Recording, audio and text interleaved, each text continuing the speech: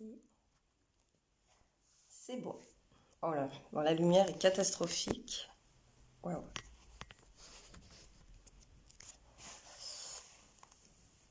C'est bon, c'est bon. Ça, je crois. Je comprends.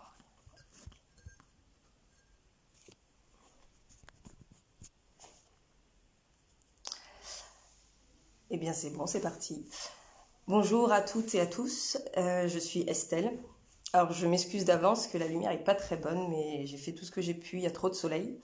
Donc, autant être un peu dans la lumière que dans l'ombre. Voilà, je suis Estelle et toujours avec le Théâtre 14, on vous propose des lectures du mardi au samedi à 18h sur Facebook et sur Instagram. Hier, c'était Mathieu Touzé et Yuming Hei, bon, qui étaient au téléphone, qui vous ont proposé une lecture de Copie, les 4 jumelles.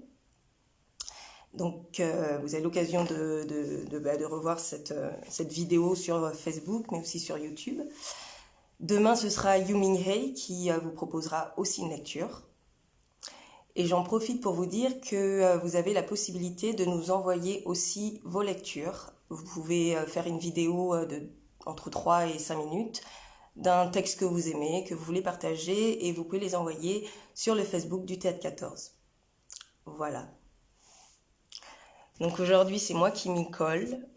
Je vais vous faire une lecture d'un texte de Patrick Chamoiseau qui s'appelle « Frères migrants ».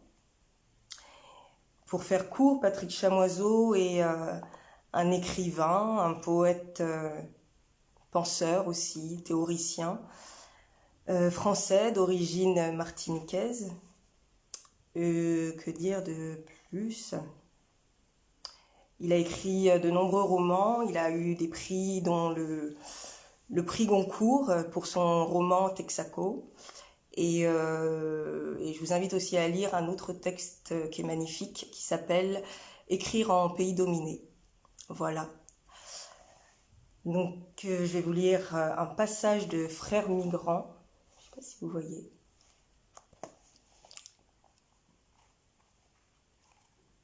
Je ne vais pas résumer, parce que je trouve que le titre en dit déjà beaucoup.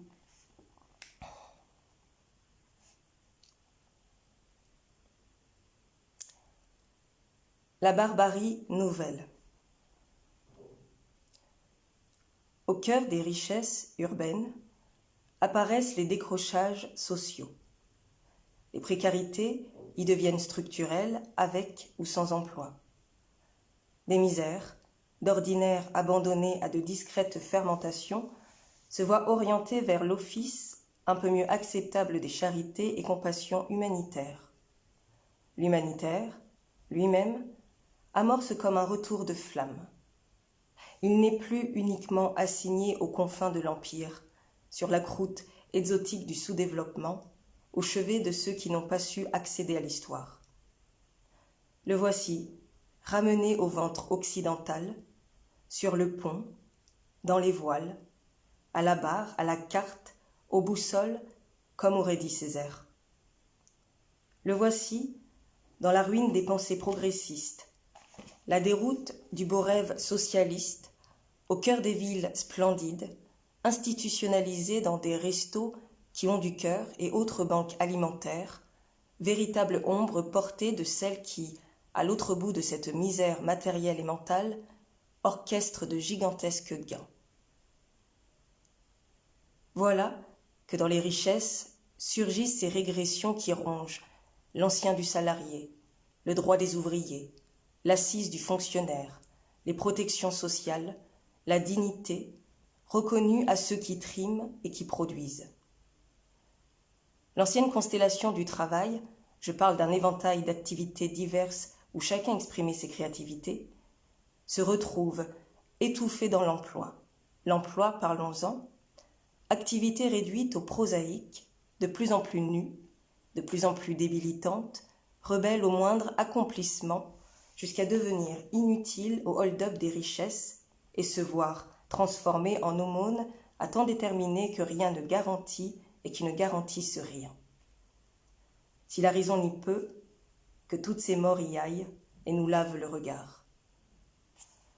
Ces misères et autres précarités, qui semblent n'avoir presque aucun lien entre elles, sont le symptôme de cette barbarie qu'il nous faut désigner le paradigme du profit maximal.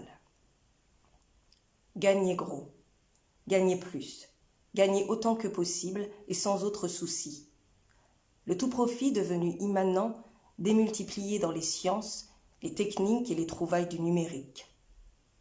Tout l'homme, le prosaïque de ses nécessités mais aussi son poétique le plus vital, se retrouve asservi aux partitions du point de croissance, aux tranchants des compétitivités, sous l'insigne de ces légalités où l'emploi n'est plus qu'une soumission à un ordre patronal nostalgique des féodalités. Recherche, justice, éducation, santé, culture, la pénurie règne partout, sauf dans les dividendes exponentielles remises aux actionnaires. Ces misères, ce précaire, cette mise à sac des services publics, cette ruine des solidarités, ces décrochages qui nous menacent tous au cœur du plus avancé de nos siècles, heurtent cette idée inscrite depuis les origines dans notre haute conscience et que j'attise ici dans ce désenchantement. La richesse, toute richesse, quelle qu'elle soit, surgit toujours des industries de tous. Aucun manager, aucun capitaine d'industrie, aucun grand manicou du business ne saurait distinguer son ouvrage de ceux qui la portent, la supportent et en finale la font. La richesse est produite partout, de lignée en lignée, de famille en famille, de génération en génération, de vie de travail d'un père ou d'une mère ouvrant à celle d'une fille ou d'un fils qui en prend le relais. C'est ce moteur qui produit la richesse de ce quartier, cette ville, ce pays, de ce monde, où vont naître ceux qui viennent. Cette richesse qui augmente, s'accumule et se concentre devant nos yeux au plus extrême, au plus absurde, hors d'atteinte de presque tous, lovée au fond des poches de quelques-uns et de leurs héritiers, et pourtant faite par tous. Elle est donc due à tous, à chacun, dès son cri de naissance. Toute naissance est nue, fragile et démunie. Dès lors, toute naissance en ce monde convoque cette générosité, richesse acquise, toujours produite par tous, se doit d'être redistribuée dans l'équitable et dans le généreux, entre tous et pour tous.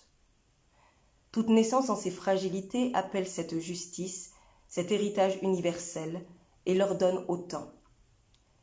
La liberté, l'égalité, la fraternité, le partage, l'équité, la dignité humaine et le bonheur pour tous sont des forces qui se sont vues construites contre les barbaries. Elles ont su juguler les triomphes de l'horreur, elles ont désactivé des drames reptiliens et dévié du tragique monté des fonds immémoriaux. Elles ont nourri les forces imaginantes du droit et se sont formalisées dans des déclarations, des traités de charte, des conventions, des accords et des codes nationaux. Sans jamais atteindre un quelconque achèvement, ces forces de la décence se sont instituées en balise d'une perspective vers laquelle on chemine, par laquelle on progresse, et elles l'ont protégée de nos défaillances et de nos renoncements. À mesure de ces victoires, l'insidieuse barbarie, la paix du tout profit, le gagner plus sans fin, le gagner à tout prix, a su les rendre productivement odieuses, économiquement horribles, incongrues dans les arènes de la croissance et des compétitions. Elle achève, et le faisant se révèle à nos yeux, de les dissoudre maille après maille dans sa razzia des biens communs, dans sa manière d'orienter le numérique, dans l'assignation consumériste des individuations, dans le discrédit infligé à la solidarité, à l'impôt, à l'État, aux politiques, et dans le prêt-à-porter d'une précarité légalisée, obligatoire et proclamée moderne. Voilà. C'était Frères migrants de Patrick Chamoiseau que je vous invite à lire. Et on se retrouve demain avec Yumi Hei qui vous lira aussi un texte. Je vous souhaite de passer une belle fin de journée et à très bientôt.